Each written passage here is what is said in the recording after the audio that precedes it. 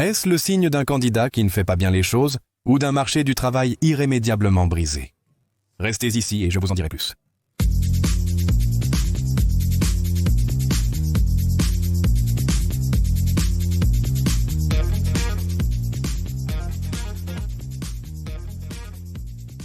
Salut tout le monde, c'est Brian de Life After Layoff, et aujourd'hui je veux parler de l'état du marché du travail, surtout pour ceux d'entre vous qui sont en début de carrière. J'ai trouvé une vidéo semi-virale sur TikTok, où un gars se plaint d'avoir postulé à 1600 emplois et a toujours réussi à obtenir une offre d'emploi relativement médiocre. Décomposons et analysons le parcours de ce candidat pour déterminer si ses difficultés reflètent les défaillances du marché du travail ou une approche inadaptée de sa part. Avant d'entrer dans le vif du sujet, si vous souhaitez reprendre le contrôle de votre carrière et recherche d'emploi, inscrivez-vous à ma newsletter gratuite. Dans cet article, je partage des conseils concis et applicables pour mener votre recherche d'emploi avec plus de force et de conviction, afin de décrocher une bonne offre d'emploi sans avoir à déposer un nombre excessif de candidatures. Gardez à l'esprit, c'est absolument gratuit, donc, et j'espère vous y voir. D'accord, alors regardons d'abord la vidéo TikTok, puis je reviendrai et je donnerai mon commentaire à ce sujet. D'accord ? Donc cette vidéo a été initialement postée par Hunter Howell9, qui se fait appeler le modéré sur TikTok. Il semble que ce soit en mars 22. Regardons-le, puis revenons et réagissons à ce sujet. Si vous vivez actuellement aux États-Unis, vous réalisez que nous faisons face à une crise majeure sur le marché de l'emploi. Une crise, mais je suis sur le point de dénoncer tout le monde, donc en commençant par si vous êtes un responsable du recrutement ou que vous êtes dans les pratiques d'embauche, et ensuite je vais dénoncer les entreprises et les jeux auxquels elles jouent à partir de mon expérience personnelle. Donc ce sera l'une de mes seules vidéos aujourd'hui parce que jusqu'à présent, j'ai postulé à 1600 offres d'emploi et une fois que j'aurai posté cette vidéo, je vais postuler pour quelques centaines de plus et c'est ce qui se passe.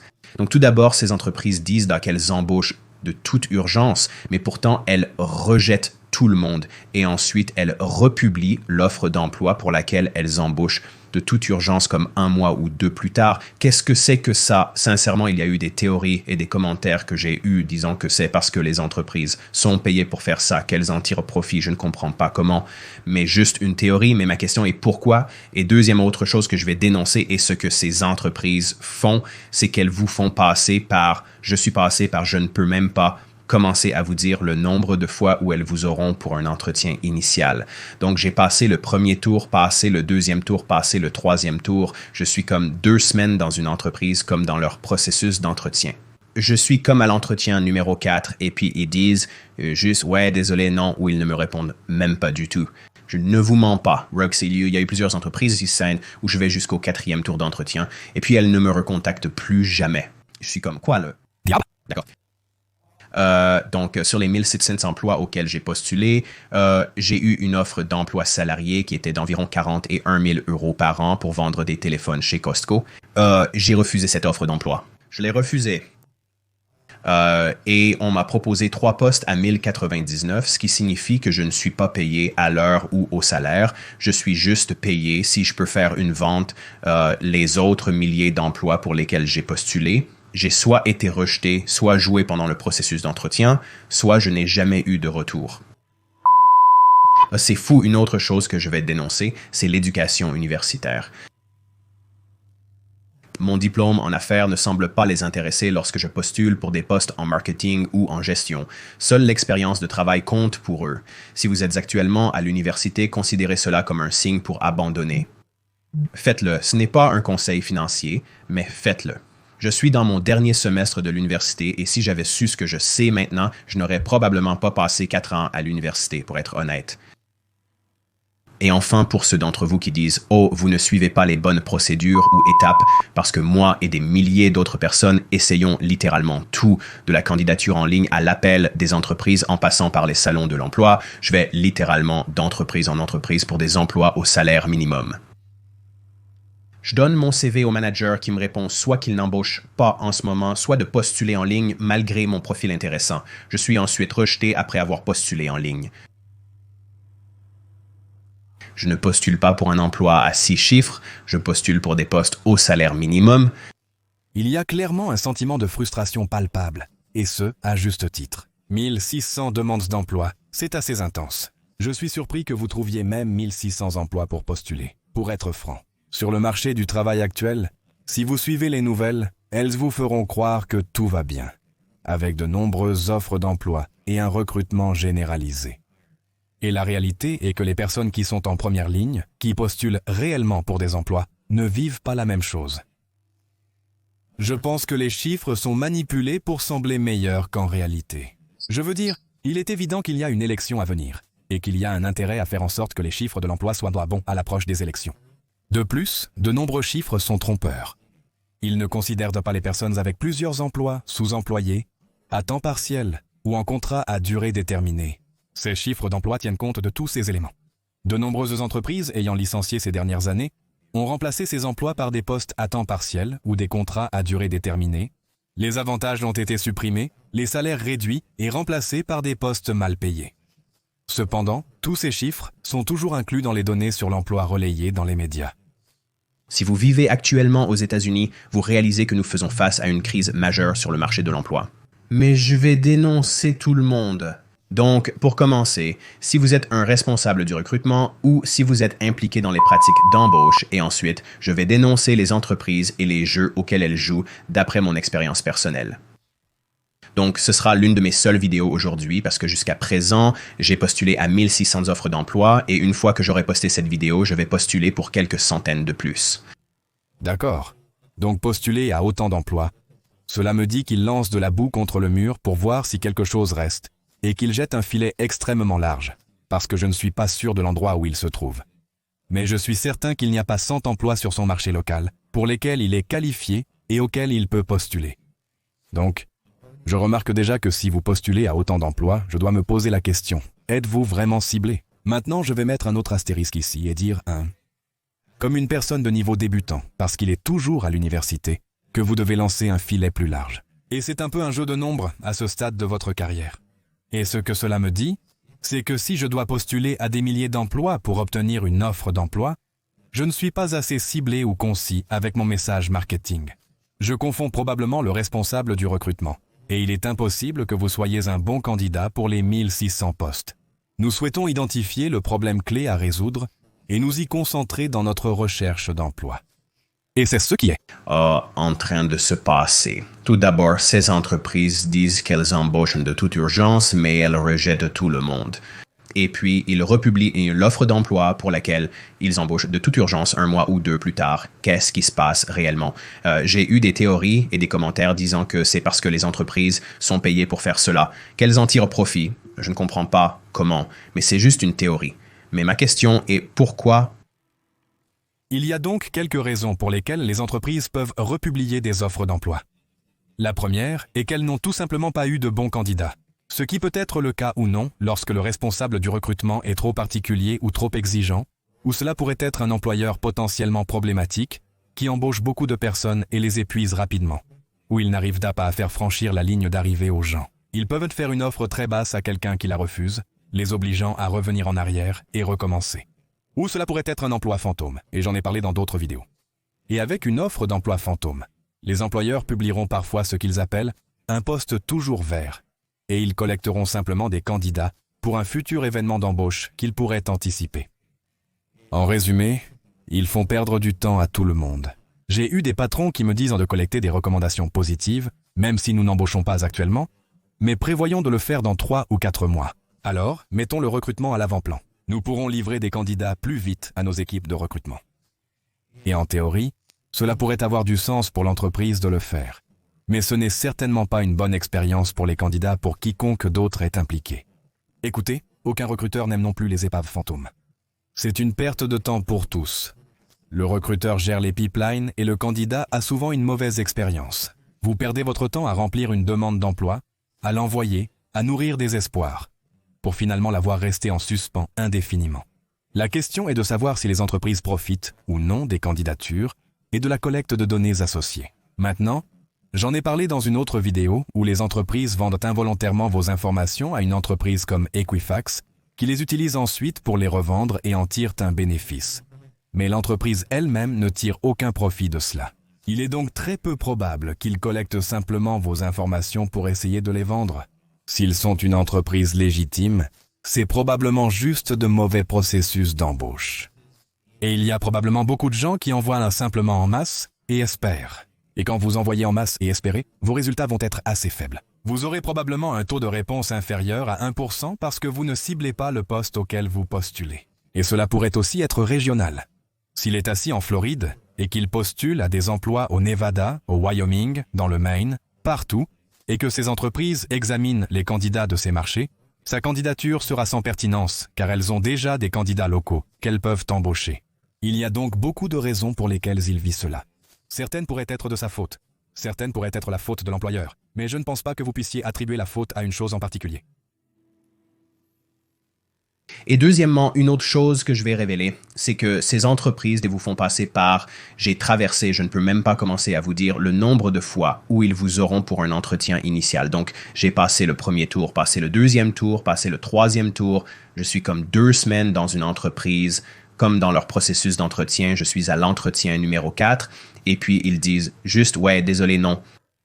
Ou ils ne me recontactent même pas du tout, je ne vous mens pas. Il y a eu plusieurs entreprises où je vais au 4e tour d'entretien et puis ils ne me recontactent plus jamais. Je suis comme quoi le diable. Donc sur les 1006... 100, laissez-moi faire une pause.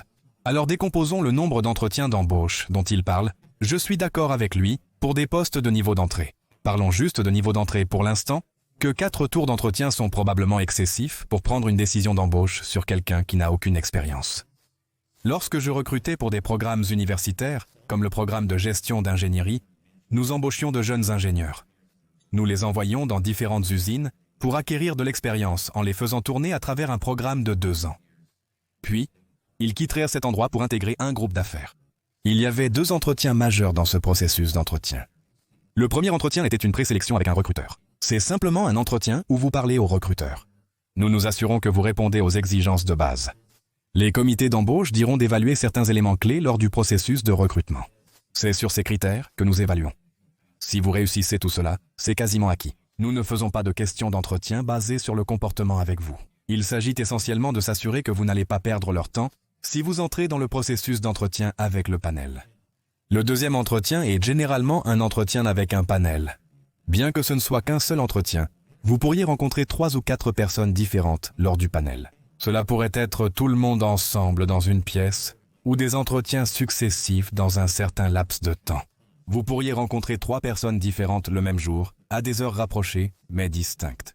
Nous ne faisions un 3e entretien, bien que rarement, que si nous les placions dans un lieu assez éloigné. Nous voulions simplement nous assurer que tous étaient à l'aise avec cela, ou si cet endroit avait un besoin spécifique, comme un ingénieur chimiste, plutôt qu'un ingénieur électrique. Et nous voulions juste nous assurer que la personne qui allait travailler à cet endroit serait bien adaptée à cette usine en particulier. Mais en général, nous ne les ferions pas passer plus de 2 tours d'entretien, peut-être un 3e de temps en temps, mais certainement pas un 4e tour d'entretien. Je suis d'accord avec lui, c'est trop d'entretien pour un poste de niveau d'entrée. Pour un emploi salarié et expérimenté, et surtout pour un contributeur individuel de haut niveau jusqu'à la gestion, 4 est un nombre très courant d'entretiens. Vous avez l'entretien téléphonique avec le recruteur, suivi d'un entretien de filtrage avec le responsable du recrutement. Ensuite, il y aura un entretien de groupe avec un plus grand nombre de parties prenantes. Et ensuite, vous aurez souvent un entretien de validation. C'est particulièrement vrai pour les postes de direction ou de management, où vous rencontrerez le dirigeant principal comme dernière validation, juste pour s'assurer que vous correspondez à leur vision de ce que ce rôle est censé accomplir. 4 tours d'entretien ne sont pas inhabituels. Mais pour un poste de débutant, ce n'est pas une excellente expérience pour le candidat. Mais s'il passe ses entretiens sur une période de 2 semaines, c'est en fait plutôt bien, car essayer d'aligner toutes les équipes de recrutement, aligner leur calendrier en 2 semaines, pour réaliser autant d'entretiens, c'est en fait vraiment impressionnant. Donc à cet égard, je suis réellement impressionné qu'il passe autant de processus d'entretien en si peu de temps. Sous les emplois pour lesquels j'ai postulé, j'ai eu une offre d'emploi salarié qui était d'environ 41 000 par an pour vendre des téléphones chez Costco. J'ai refusé cette offre d'emploi, je l'ai déclinée. C'est clairement un travail de basse qualité.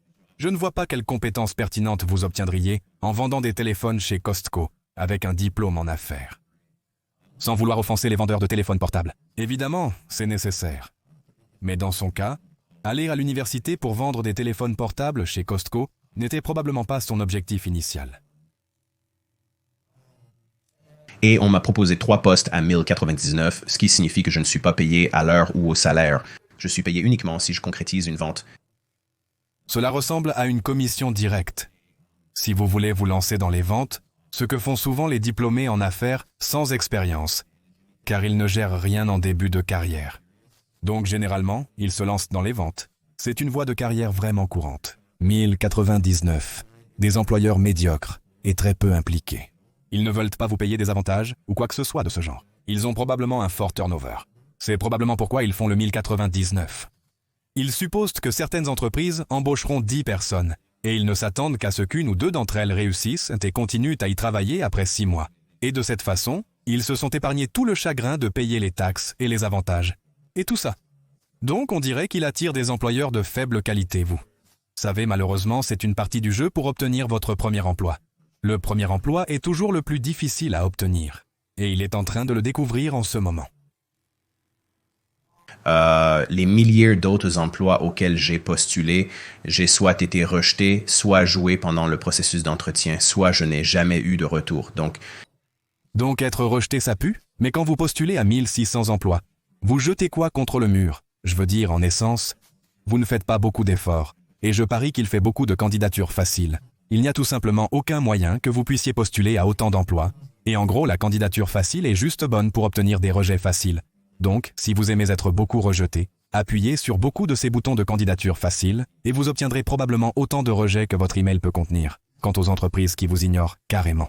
Voici ma philosophie à ce sujet. Et j'ai aussi parlé de l'ignorance dans une autre vidéo. Mais je ne considérerai l'ignorance comme un cas que lorsque vous avez physiquement parlé à quelqu'un dans l'entreprise lors d'un processus d'entretien formel. Recruteur, responsable du recrutement, panel, si vous êtes entré dans le processus d'entretien. Je pense que tout le monde, chaque candidat devrait recevoir une réponse de le système de suivi des candidatures, même si c'est automatisé que vous avez été rejeté, parce que c'est vraiment facile à faire. En arrière-plan, lorsqu'un poste est pourvu, il suffit de cliquer pour indiquer qu'il est pourvu. Et puis, il y aura une fenêtre pop-up qui dira « Voulez-vous fermer et disposer du reste des candidats ?» Et puis, vous appuyeriez sur « Oui ». Et il enverrait automatiquement un email générique préétabli à tous les autres candidats, disant « Merci, mais non merci ». C'est vraiment facile à faire. Je ne comprends pas pourquoi plus d'entreprises ne le font pas si elles ne nettoient pas leur pipeline. Ce qui était toujours une exigence pour nous, mais apparemment pas pour certaines entreprises. Je suis d'accord pour dire que c'est nul. Si votre candidature n'aboutit pas, vous devriez au moins recevoir un email automatisé. Mais si vous avez passé les entretiens et rencontré de nombreuses parties prenantes en étant le deuxième choix, vous méritez un rejet plus personnalisé. En tant que recruteur, vous devriez personnellement contacter le candidat pour lui annoncer la nouvelle, plutôt que d'envoyer un simple email générique. Un autre point que je vais aborder est l'enseignement supérieur. Il ne semble pas se soucier que j'ai un diplôme en affaires pour postuler à des postes en marketing, gestion ou tout autre rôle similaire. Votre expérience professionnelle est leur seul intérêt. Donc, si vous êtes actuellement à l'université et que vous voyez cela comme un signe pour abandonner, faites-le, faites-le. Ce n'est pas un conseil financier, mais faites-le. Je suis dans mon dernier semestre à l'université et si j'avais su ce que je sais maintenant, je n'aurais probablement pas passé 4 ans à l'université. Voici le truc. Cela va probablement contrarier certaines personnes qui sont actuellement à l'université ou qui visent un diplôme en commerce. Les diplômes en commerce sont vus comme le diplôme générique de l'université. Donc, la plupart des diplômés en commerce ont une expérience similaire à ce gars. Et ce n'est pas pour dire qu'un diplôme en commerce n'est pas précieux, mais il est relativement générique. Ce qui vous différencie, c'est si vous avez fait des stages, ou si vous avez une certaine expérience avant même d'arriver sur le marché, et vous devriez faire des stages, et vous devriez obtenir des emplois à temps partiel, ou des choses comme ça pendant vos étés. C'est vraiment important parce que les personnes qui font cela sont celles qui décrochent les meilleurs emplois.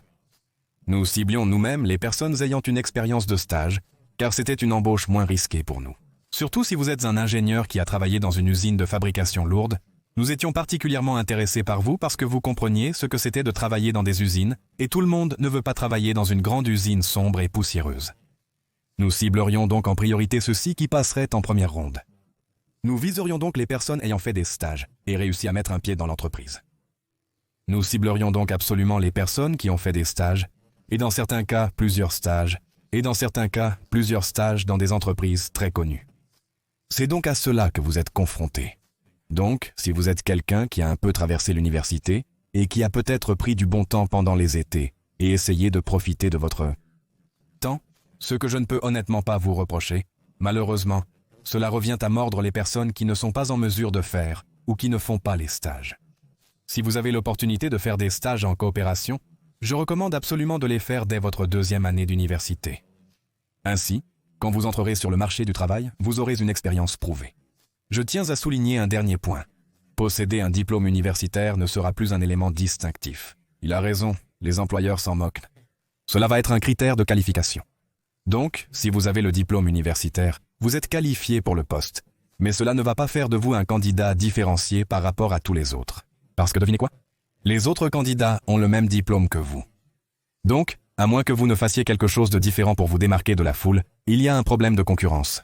Si vous et beaucoup d'autres postulent à tous ces emplois dans tout le pays, comme cette personne semble le faire, avec l'essor du chat Generative Pre-Training Transformer et de l'automatisation, comme les boutons de candidature facile, n'importe qui peut envoyer des CV en masse toute la journée.